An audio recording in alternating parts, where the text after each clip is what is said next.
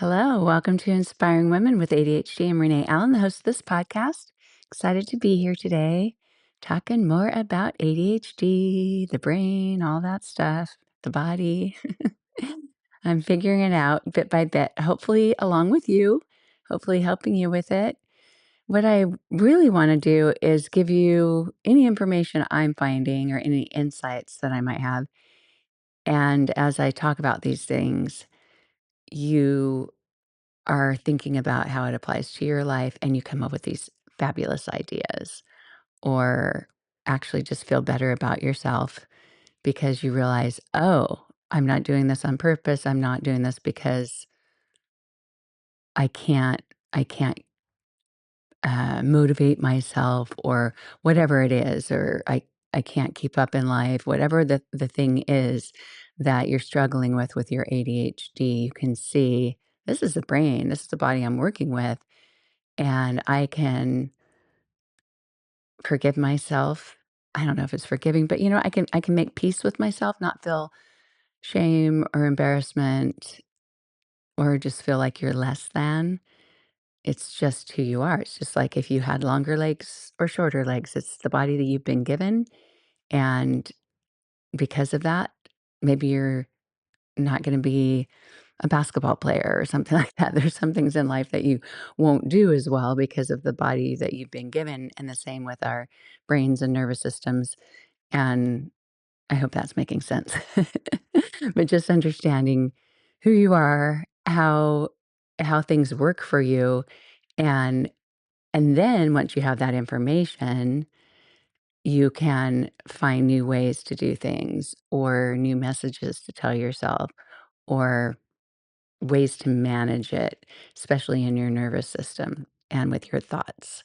Those are a big, big piece of doing well in life in general, but also with ADHD. So I've been learning some more about the brain and the body, and I found this website. It's called Neuro Launch, as in neuroscience, and it's you can find it yourself. I'll put it in the show notes. I know how to do that now. I used to when I first listened to podcasts, I'd hear people say it's in the show notes, and I had a hard time even finding show notes. And I go to their website like, what does this mean? And I didn't always even remember to do that, but it just sounded so fancy. And now I know how to put things on the show notes a little bit better. But I wanted to get into why or the energy levels that we have with ADHD and understanding why sometimes we have a ton of energy or that hyper focus or that ability to do things and stay with it, and other times we don't. Or sometimes we're really just kind of zoned out and not um, feeling like there's a lot going on in our brains. We just want to kind of coast and just relax and watch some show, a million episodes, or scroll or whatever, and our brain needs that break, or our brain just can't jump to the next level to do the things that we really need to do. But there's a reason for why sometimes we seem like we're the energy's lower than usual, and other times it's higher than usual. And I think this is kind of fascinating because there's a reason for it. The stimulants that people with ADHD are prescribed are to give you the stimulant that you need to be able to do things. And sometimes we might feel like we're overstimulated. So and having nothing to do with any medication. So what is that and why is that? It's kind of fascinating that there's this back and forth, right? And that or that it happens in different ways. So there are different parts of the brain, there are different chemicals, there are different ways that our brains function, and it's quite complex for sure. But we think about executive function or executive dysfunction for ADHD. That's in the prefrontal cortex. I'm not going to pretend like I know where that is. If I looked at a model of a brain, I would imagine it's at the front, but I'm sure there's a diagram here I could look at. But the things that my brain retains or what matters to me aren't the overall picture, like, of this is where it is and this is the name of it. I'll probably have to read prefrontal cortex over and over to get that actually to stay in my brain and know what it means, but it's actually not to me, it doesn't apply to my life today. It doesn't make me think, "Okay, then why am I gonna be, like, later today opening my computer to send an email because I got subs for my yoga class, and an hour and a half later, after doing 5 other things or more, or thinking I didn't have anything to do on my computer, and maybe I'll just go, look and see what's happening on Instagram or whatever." And and then remembering, oh, yeah, I had this email to send, and now it's really late, but I gotta send it." Anyway, yeah, why do our brains act that way at some times, and at other times they don't? And I guess what I'm saying is the information that we get with understanding ADHD, for you, it may be easy to retain and know the specifics, but even if you don't know the specifics, you can't remember what executive dysfunction is exactly. If you understand just how it applies to your life and understand why you can or cannot do something as easily as somebody else or as well, excuse me, as you would like to, that's that's where it's the most helpful, right? Instead of just having a library of information, but knowing how to apply it in the moment and how to be at peace with yourself when things don't go as well as you would like them to or play out in the way that you'd like to. So, lots of lots of little disclaimers here. So, there are mechanisms in the brain, and this is a kind of a fascinating idea that our nervous system can be hyperactive at times. It can be underactive at times. And in the last episode, I talked about how the fight or flight mode or the sympathetic nervous system is important to have, not only for survival, but just to help us know when we need to go and do and put our bodies in a mode so we can accomplish things like, okay, like you think of when it's time to go and you got to gather up your people if you have children or, okay, everyone, it's time to go. You're more in that, I've got to run. And your body gets in more that tense mode instead of sitting back, I'm ready to watch a movie. That's not that mode, right? And so there's a reason that we have the different modes in our bodies. But ADHD can cause both to happen.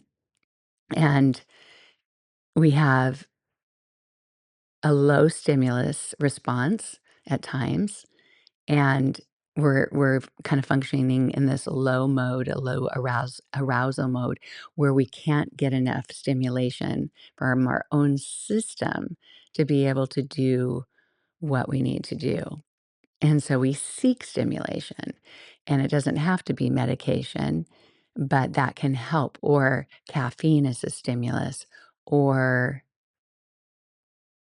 for me, watching a TV show or listening to a TV show can be enough of a stimulus to help me go, okay, now I'm going to go work on this. And keeping that going, that stimulus going in my brain, it's like a drip of coffee for somebody else. I've got this TV show that I can listen to multiple episodes for a couple of hours and just go, go, go, go, go. And I thought it was because it was turning my brain off, meaning my own thoughts, my own ideas, my own executive dysfunction of trying to make a decision and not knowing what to do, or I should be doing this, or, just kind of thoughts that might not be helpful because I'm feeling bad about like, why can't I get this done? So I thought it was turning that off. And maybe that's part of that's true, but it's also giving me the ability, it's giving me a little boost. You think of somebody who needs to, I don't know if you ever used a drinking fountain back in the day, and some people still do. Usually people just fill up their water bottles. But drinking fountains, sometimes they have a lower one for children. But when I was growing up, usually they didn't. The only time I ever saw a drinking fountain that was low was in a kindergarten room where they specifically had a tiny little bathroom or a tiny drinking fountain And I never got that room, and I always wished I did. So that's why I look at it as, wow, they got the kindergarten room with the tiny toilets and the tiny sinks. But for the most part, the drinking fountains were adult size, and in order to reach it, you either had to step on a stool, and usually there wasn't a stool around, or somebody would say, "Would you like a boost?" And, an adult might pick a child up, but what kids would do, like, if you were at the school and we lived across the street from a school, if you're at the school ground and you're playing and you're playing and you get thirsty, we didn't carry water bottles around at all. We just either found a drinking fountain or turned on a hose and drank out of the hose. But what you do is you'd get on all fours, on hands and knees, and you've made a little stool with your back, and the other person would step on your back. And that little step up made it possible for that child or for me to get my drink of water. And that's what the stimulation does is it gives you a step up so that you can do that. And so the stimulant medications bring you to the point so you can do things. It's boosting the circuits that you need in your brain to be able to do things. But your system may also be overactive in other ways. Like I mentioned before, and a lot of people with ADHD do, you have a mind that just won't stop. You just have ideas and thoughts, and it might be reliving what happened last week or yesterday or this morning. It might start activating things emotionally for you. And this is one of the problems I've been finding the last few years. And who knows why these things happen now and not 10 years ago. I think it has a lot to do with hormonal changes or shifts. I'm past menopause, but something's going on, What's going on? What changed in my brain? I find that one of the problems with going on the computer or the phone or whatever is if I see an email and I'm on a few email groups for people I've seen in concert, James Taylor, or well, actually, I haven't seen James Taylor in concert, but I'd like to. So I was on his email list. I think finally got off because I thought he's never coming here. And actually, as much as I love him and his music, I looked up his videos, his current videos, and he doesn't sound the same as he used to. And maybe that's fine. I've seen Paul McCartney; he doesn't sound the same as he used to either. And I loved his concerts. But anyway, I will see something, or I'll go onto Instagram just to see, like if a relative's posted some pictures, or my daughter's posted some pictures of her and her kids, or whatever. And instead, I see somebody just went to a concert. So I watch the video. Well, then I get emotionally attached to that. Oh, I love that song. And it kind of sinks me in to a different emotional state of craving more of that. And then I go and find more videos by that person and just start watching, Sting in concert or Billy Joel or, and then I want to share that. And then I'm taking a link and I'm sending it to my family. And it just keeps going and going. And it's, I'm not at a baseline with my emotions when these things happen. And baseline, like more normal, more like I can take that in and process it and then keep going on with what I was doing before. And I find myself emotionally getting really drawn to something. It could even just be somebody posts that their house is for sale. And I think, oh, when we sold our house. And then I look up that for a while and go look at pictures of our old house or think about it. And yeah, it can be a lot. And so your system can run more mellow or it can run more hyper, and it doesn't even have to be the hyperactive part of ADHD. You might have the inattentive part and you're not impulsive or you don't have the hyperactive ways in your body and stuff, but you might have the hyperactivity with your emotional reaction or your stress response, how you respond to something. Somebody sends you a text and they tell you about something and you think, I can't believe that, and it just puts you in a different mode. And that's not the mode that you need to be in today to be able to go and do what you need to do next and remember what to do. And all that being said, because I don't know, speaking of stimulus and stuff, I've been recently, if you haven't noticed, I've been recording my podcasts an hour and a half before I need to go leave and go somewhere, like go teach a yoga class or something. And I think, why is that? Well, there's more stimulus there, right? There's more stress with it of, well, could I do it in the next hour? Yeah, I probably could. That might be enough of that stimulus just to get me to come in here and focus and do it. Whereas when I have 4 hours, a big block of time, and I could also be packing for a trip, unpacking from a trip, answering emails, whatever, doing billing. When I have more choices and more options and more freedom, I'm not as stimulated to do it. So anyway, yeah, our bodies are crazy actually to think about it. If you try to think of when are you more stimulated? When are you naturally stimulated by something, and when do you need some help? And when does that help actually direct you to where you need to be, and where does it actually kinda boost you up too high, and then, you know, you're not doing what you wanna do. So, anyway, okay. So let me I lost where surprise, surprise. I'm gonna pause just for half a second because I have to announce these things. Because if I don't say it out loud, do you do this? Do you talk out loud where you like, "Okay, I'm gonna do this next," then I might decide to do something else, and I need to drink water, so just a second. And I'm proud to say I didn't spill on myself. I did right before it started. I thought, "Get a quick drink of water," and I spilled, but the shirt doesn't show it. It's a good one for hot yoga, which is my next thing. So, where was I? Where was I? I should have paused for longer and remembered where I was. But, I think it's fascinating to understand these things of how sometimes you're overactivated, sometimes you're underactivated. Because I think some of the misunderstandings of ADHD is people who don't know a lot about it, and that may have been you before you knew you had ADHD. If you don't know a lot about it and you know somebody that has ADHD, you might just see the symptoms that you've heard of, like a little boy who's jumping around and just has so much energy and can't sit still, and or a little girl who can sit still, but that might show up differently.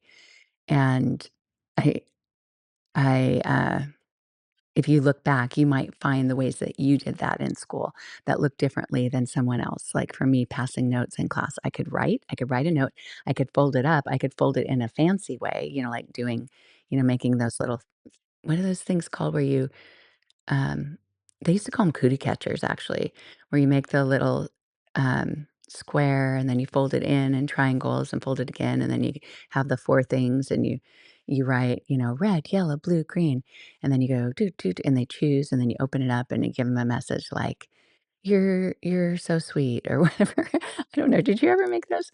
But you can also I didn't do it this way, but my husband made them where they look like a bird, so instead of putting a thumb and a forefinger in each of those 4 little triangular cones, I don't know what it's called. Instead of going back and forth, and then you go pick 1 or 2, and then you open it up. It also, you could just do it without playing it with somebody and just be able to move, but it gave you so much to do because you could fold the paper, and then you could play with the paper. You could write things on the paper, but my husband would just take your forefinger and your middle finger and then your thumb, and you just put it in one hand, and it's like a bird, like it can talk up and down like a puppet. So we have our different ways of playing with paper when we're young, especially if we didn't have phones and things like that. Back in the days before the internet, if you can recall that part of your life, or if you lived long enough to recall to have that be a part of your life, you did things like that to keep your brain busy, to keep you from needing to get up and move. It kept you activated in some way. It was a stimulus. It was a stimulus so you could listen. And yay to the teachers who understood that and let you do stuff. Like, I mean, good thing that writing notes is acceptable and needed in classes, because writing notes, and then you can doodle or whatever. Writing notes is something that keeps your hand busy, keeps your brain busy, but you can still listen. Writing notes too, your friend, they don't want you to pass notes, they want you to listen, and if you're reading the note from your friend, you're probably really not listening, but there's a lot of things that if you look back, you might find, "What did I do to keep myself calm enough to stay still and yet stimulated enough to be able to pay attention?" It's kind of fascinating, huh? Okay, back to the prefrontal cortex. So there are a lot of parts of the brain and the nervous system. It's all this network. And I'm just going to go through these. This is from the NeuroLaunch website, and I'm going to go through it. And you don't have to remember the names of the parts of the brain. Or if you understand it better than I do and you think, why are you apologizing? Or tell me you don't need to remember it. It's not a problem. I know it. I should ask my son. I mean, I'm sure he majored in neuroscience. He's about to go to dental school. I'm sure he remembers this stuff. I imagine so. But without going down that rabbit hole of curiosity, um, I want to give you just a little framework for how the different parts of our brain affect the different behaviors that we have that are tied to ADHD. It's kind of fascinating. It's not just one part of the brain. So, the prefrontal cortex is the executive function where we plan things out, where we make decisions, where we control our impulses. That is a huge part of ADHD, right? And it's most commonly called executive dysfunction because it doesn't function in a way that is optimal or that works for people who have it working right, right? And so we might not be organized, or we might be impulsive, we might get distracted easily, we might have paralysis. What do they call it? Paralysis of analysis or analysis paralysis, where we can't decide what to do because too many things, and then also just the executive function of taking information in and that, uh, what's it called? Why can't I remember? There's the short-term memory, working memory, that's what it is, working memory. So, yeah, that was a long-term memory that I could remember the word working memory. Long-term memory is anything over, what, 30 seconds or something where it's in your brain and you can find it eventually, hopefully. So that's your long-term memory. Your working memory is taking information the first time you hear it, the first time you see it, it's presented to you, or at least in the moment. Maybe you've heard it before, but it just didn't go in. And it's doing something with it, whether it's looking at a credit card number and taking that information and typing it in or saying it out loud. That's working memory to action. Working memory to short term memory is a little bit longer, is taking that information where you can store it into your long term memory and it's in your brain. So, anyway, that's all part of executive function. And that's a part of the brain that's affected with ADHD. Motor control. So this is fascinating because some of us have the part of ADHD where we're restless, where we have have a hard time getting ourselves to get up and do. And even if somebody says, "Well, you just set the goal and you do it," and then you put a check mark on your little chart that you've done this, and getting that reward, is exciting, and then you keep doing it, you keep doing it. Sometimes that works, getting into a routine, and getting into a routine is actually super helpful because once you do, your brain doesn't have to function at the level to get yourself to do it again. It's all that habit forming.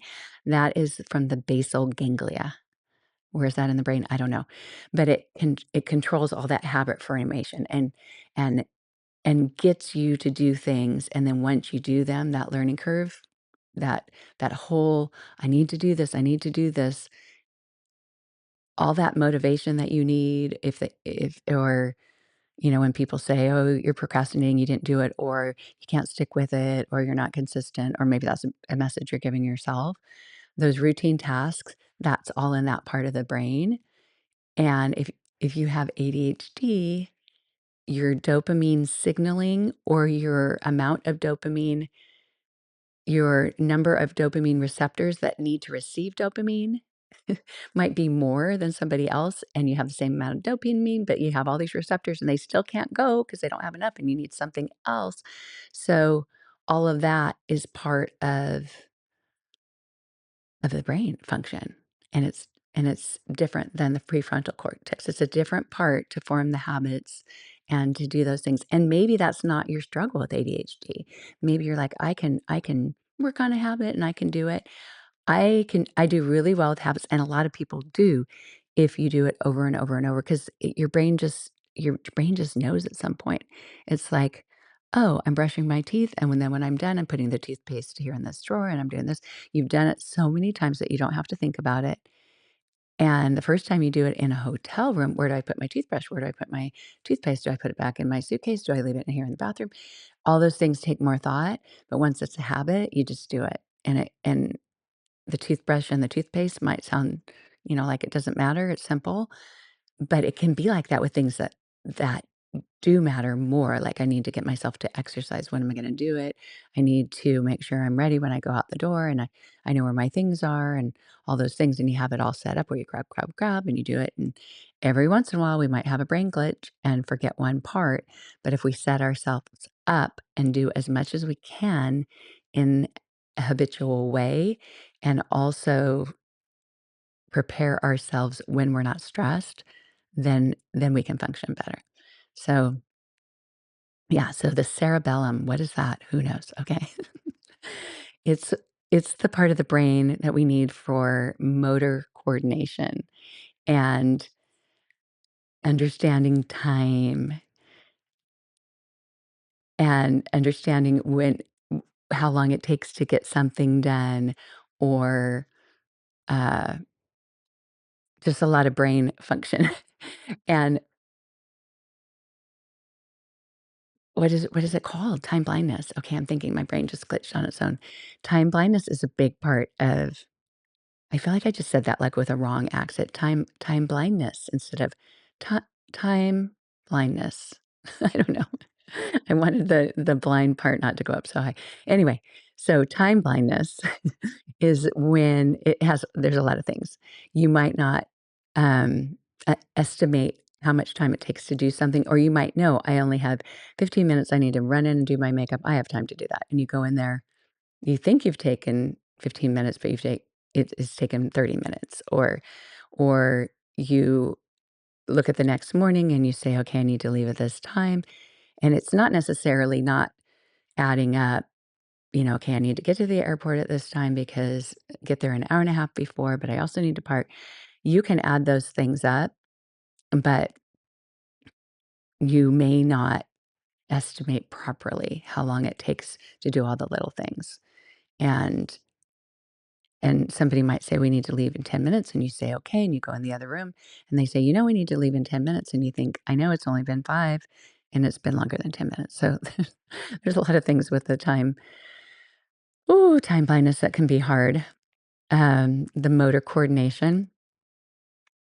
So I wonder how, I'd like to look into this more, because the basal ganglia is the motor control. I think that means the ability to get yourself to do something. The motor coordination, I would think, means more like getting my hands to hold on to my keys when I'm walking out the door, and then I grab something else with the other hand. I don't forget that I'm holding onto the keys with this hand and drop it, or mindlessly, spill something or something like that, or trip or run into things. And then you add the impulse control problem with that and run faster than you should and trip, and it's a lot.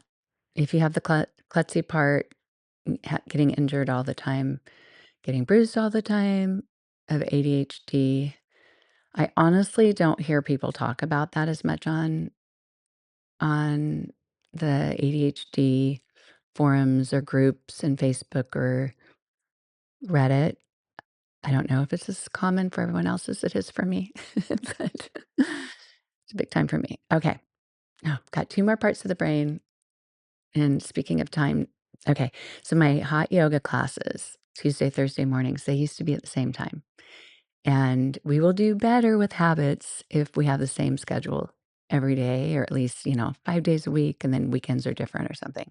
Well, I changed my Thursday class time to a half hour earlier, because the class before came in like so quickly and we needed more time. After yoga, you need, if you can, have a bigger break after your class, then other people aren't trying to come in while you're still just trying to slowly get up. And anyway, I made it earlier.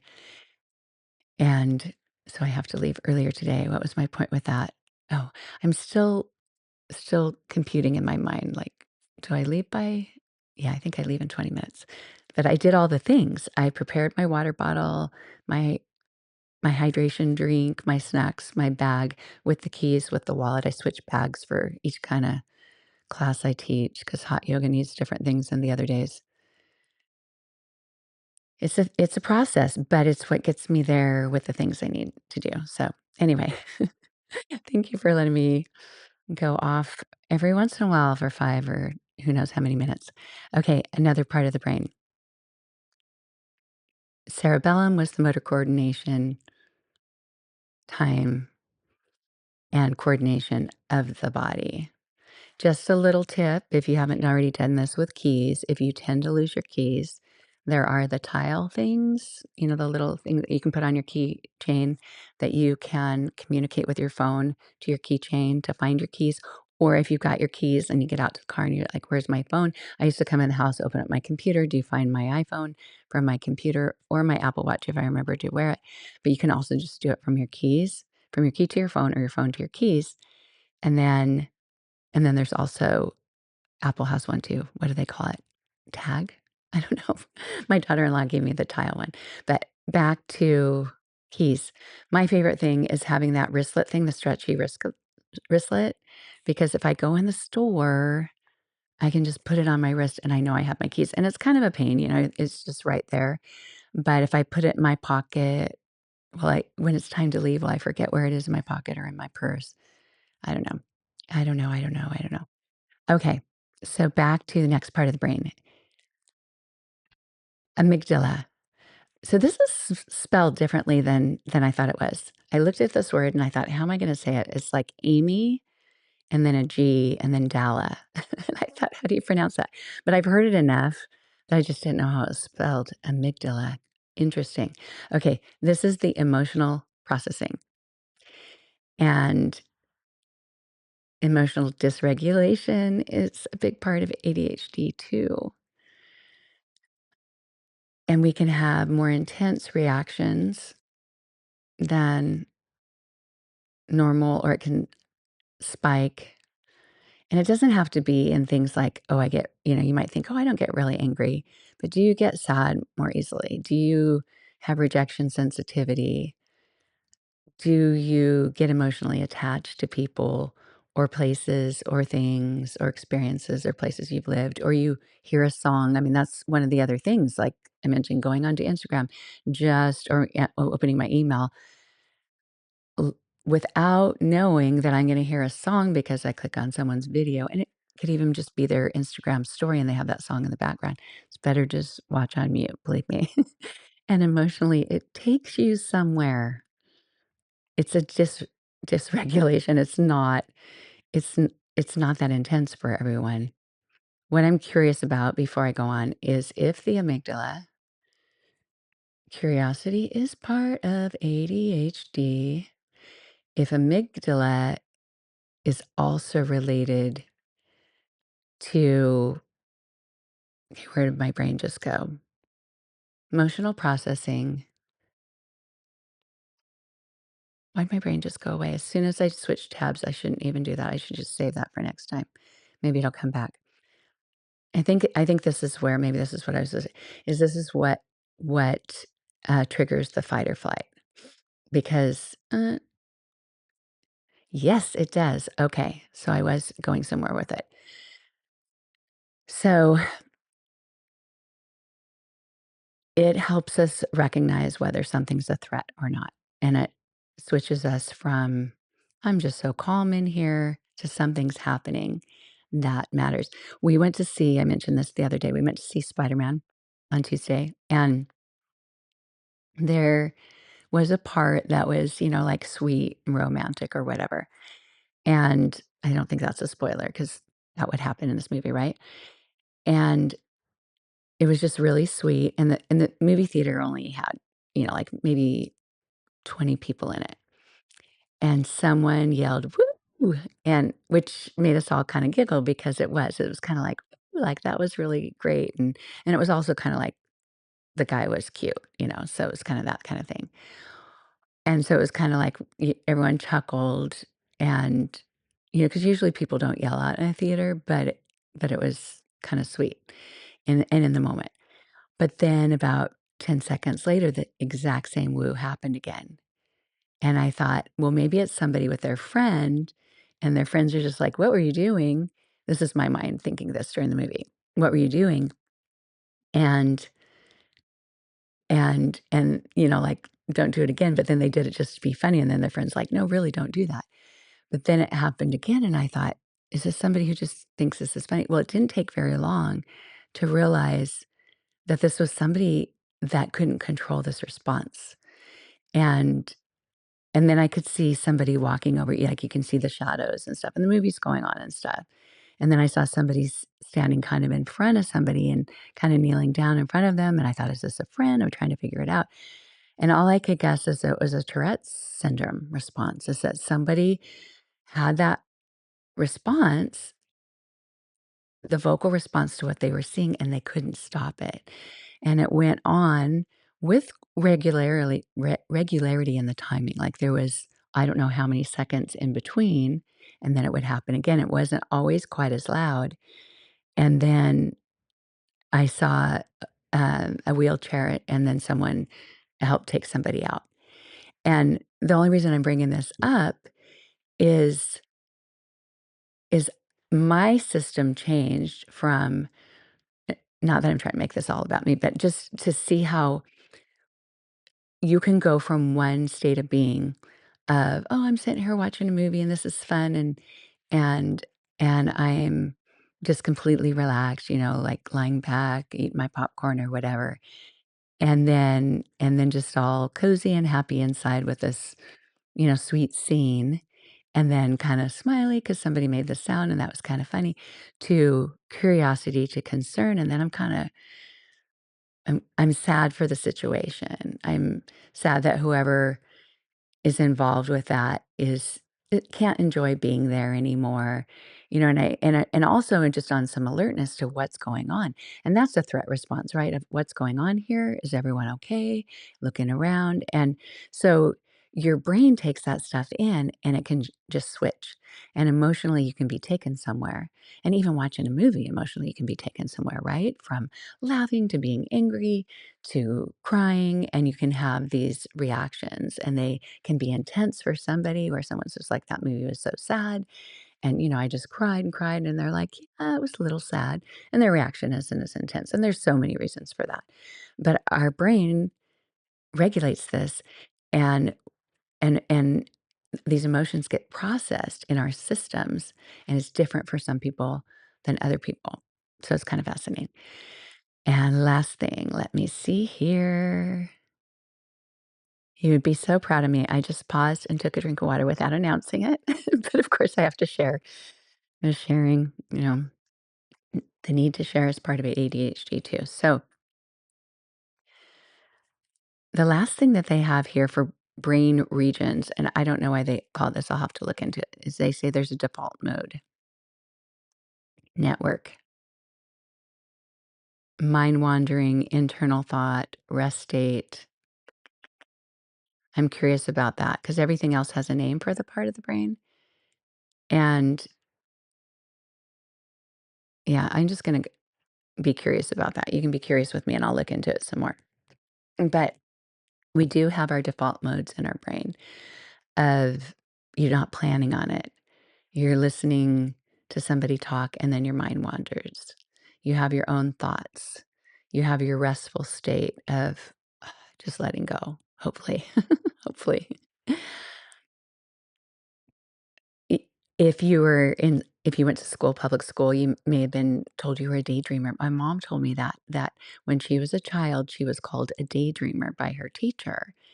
And when I look at my mom's ways and my ways, I should ask her if she wants to do this, look through the whole thing and see if she thinks she has ADHD, because I see a lot of symptoms there and it is highly hereditary. But she said she was seen as a daydreamer, right? And I think of when I was looking out the window in my classroom and the teacher says, pay attention. And you realize I just went somewhere else completely with my mind. And yet I needed to do that. I needed to do that. It was almost, it's like a break that my brain needed, or I think so anyway. It was just my default mode. And sometimes it's going into something that's just daydreaming about things that don't matter, or just go off into some like imaginary path, almost like you're dreaming, right? Other times it's very, very active. It's it's just your brain takes off and starts either popping out ideas like popcorn, like the popcorn popper, boop, boop, boop, boop, boop, boop, and your ideas bounce all over the place. Like if you're talking to a friend and or like my daughter, and she says, "Mom, I cannot follow you because you keep switching what you're talking about, or you go off on a tangent about this and you go off on a tangent about that." I can talk to somebody else and they can follow it because they do it too. They can do it too. But so your brain could be doing that on its own. The conversation that you have somebody is evidence of it to them. Like your ideas just keep going here, here, here, here, here. But other times, it's just you take that one idea and it's like a hyper focus of that idea or a loop of that idea. And you can't stop thinking about that idea, especially if it is emotionally attached. Like if you're hurt by something, if you're emotionally feeling pain by something that somebody said or did, that can be a loop of thought with a feeling attached to it. And so we have these minds, and it's not just us, it's every brain has this mind that can jump around and have thoughts that are automatic, and for some it's more restless. Sometimes it's just kind of like, oh, it's just what I do. But in the yoga world, they call it the monkey mind, because you think of monkeys swinging from tree to tree to tree. I think of the popcorn because new ideas just keep coming out of nowhere instead of going back and forth. I also love the whole pinball thing, like the ball going boom, boom, boom, boom, boom, boom, boom. And then finally, maybe you hit it and get it into the spot you need it to be. But that is another part of our brain. And we may not be able to quiet it as easily as other people do. That might lead to the inability to focus or just stay on task. But there are ways to do this. And that's one thing I love about mindfulness practices or meditation. And I thought about this after last episode. And oh gosh, I have to leave pretty soon. So I thought about this after the last episode is that when you are in a yoga class, or when you are focused on your breathing, or when you're like thinking about like what's going on, that somatic awareness of what's going on in my body. Anything that you do that's a habit or that you learn to do is easier to do later, right? You might more naturally do it. And the practices of when you actually spend time sitting and slowing down your breathing, and you might think, okay, I'm going to go to this breathwork class. Maybe you don't have a breathwork class, or maybe you're going to find my episode where I talk about breathwork, and I'm going to sit down for 20 minutes, or I don't know how long that episode was. I'm going to sit down for 20 minutes and just focus on breath work and just learn how to do it.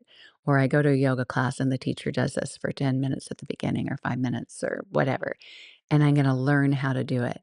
And then during that yoga class, the teacher talks about inhale while you bring your arms up and exhale while you fold forward, and inhale for 5 counts and exhale for 6, or whatever they're directing you to do, or pay attention to how your hips feel as you lie down and, after you've just done this hip opener, where the energy is.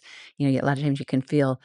I love to do this. Like if we're lying on our backs and we do figure four and one foot goes over the other knee and you're getting that stretch, whether you're pulling the legs in closer to your chest or your other foot still on the floor, and you open that. And then when you've finished, you just bring both legs straight again and just notice the difference between the two. Is there a health benefit in that moment to noticing the difference? Maybe. maybe getting that rest, that little recovery mode before doing the other side is important. I actually, as a yoga teacher, I think it's probably more important to add movement, and that's where I bring my hyperactive part of ADHD to my yoga classes. There's a lot of movement back and forth in between, but it warms up. It kind of lets go from what you've just been opening and maybe just lets it release a little bit, but you also warm up the other side. But that to me is more of the body benefit in that moment, but noticing how it feels becomes a habit for you. So the more I did yoga, the more I noticed my breathing, and it honestly took me years to actually understand how to do certain kinds of breath work in my body. The most common one that you hear in a yoga class is called ujjayi breath or ocean breath. Sometimes they call it that. And I probably did yoga on videos, and that's probably part of it because they would give a few minutes or a few sentences on how to do it. And I'm not saying that they didn't do a good job, but it never made sense for me and my body. I thought I was doing it right until I actually did a whole video about that kind of breathing by Max Strom, and he's fabulous. But once I did that, I thought, "Oh, this is what it feels like," and it gave me more benefits. But paying attention to my breath, even those 10 years before I was actually doing Ujjayi breath right, helped me because then I was in the habit in that hour of class or hour and a half or however long the class was, then during the day, I was more likely to do that. Notice my breathing. Or during the day, I was more likely to think, what's going on with my shoulders right now? Or what's happening in my hips? Because I would learn something in class that I knew how to do in my body already, but it was also something that I would think about doing because I did it so often. Otherwise, I would do it in real life. And then I learned how it was blessing my life and helping me in my day to day life. Just be able to function better and also enjoy life better. Just being able to be in a situation, if you're always in a rush, and honestly, if your children have grown up like mine have, and they're in their 20s and 30s now, but if your children have grown up and you just think, "Oh, where did that time go?" And you look at old pictures and you just think, "Ah, if I just had those moments back." And although we know when we look at the pictures, everyone's quiet in the picture and still, and the house doesn't look messy. So, we're getting the good parts, right? But we know that these moments go by fast. And then later, like I was thinking today, what was happening? I was putting moisturizer on my face. It's not really moisturizer, coconut oil. And then I have this other, it's like a shea butter oil thing by Honest. They don't make it anymore. And so I bought 5 of them on eBay. And I keep using them on my face, but it's basically slathering in oil. But the second one, the Honest Company one that they stopped making, it's actually a baby uh, ointment. It's not an ointment. It was like a moisturizing cream kinda thing, kinda like a very elevated Vaseline in a tube, but it smells good and stuff, and I thought, "Someday I'm gonna run out of this, no one will be selling it used on eBay anymore, and I won't live here, and this will remind me of this time of life, and I'll miss it." And it's recognizing things like that in the moment when they're happening that help you appreciate the moment. Whether you're by yourself and you're in a rush and you think, soak it in this moment, because I miss other times, other eras of my life, soak it in. And just stopping and breathing and noticing is really helpful for our whole bodies and beings. It's helpful for our brains. All of these things that I talk about help our brain function better and also just help us enjoy life better and you know, feel more supportive of ourselves instead of just kinda, like, thinking, I gotta go, go, go, and not doing it right, and I coulda got done more," or whatever. But but, yeah, the other thing I wanted to mention is with not just in my bathroom with my moisturizer, but in moments with a friend or a walk and you're seeing certain trees that you love or with family, that's when it's probably the biggest one of the biggest benefits I found from doing yoga is with being in the habit of slowing my breathing. I'll just do that in those situations and don't think about what are we eating for dinner? I need to clean this up. Just sit here, slow your breathing, look around, take it in. what an amazing moment I'm experiencing right now and what amazing people I'm with. So anyway, okay, I really do need to take off for hot yoga, but I think that's it for now. I'm going to be out of town next week. If I can control my impulse, I'm going to save this episode for next week because when I make them, I want to just publish them and have 2 in a week or even more. It's like having a birthday present, wanting to give it to the person early, but um, but I'll try to wait till next week because I'll be gone part of next week into the next Monday, and I know when I come back from a trip, it's hard for me to get things together. So I'm hopefully going to make a few episodes before I leave and time them out. But you'll see if you get this before August. We'll see before August 10th, then you'll know that I can't control my impulse to to, um, to wait and publish it then. Anyway, thanks for being here. It's a pleasure to make these podcasts. It makes me so happy to know that people are listening because, as I've said before, honestly, I'm not very good at the getting the word out for it, but I appreciate you being here. And if you can help get the word out for me, share this with a friend, loved one, or 2 or 3. And I'll be back. Bye. Help other women find the show. Rate, review, share with someone you know. Help other women find my show. Rate, review, share with someone you know. Hurry before you forget.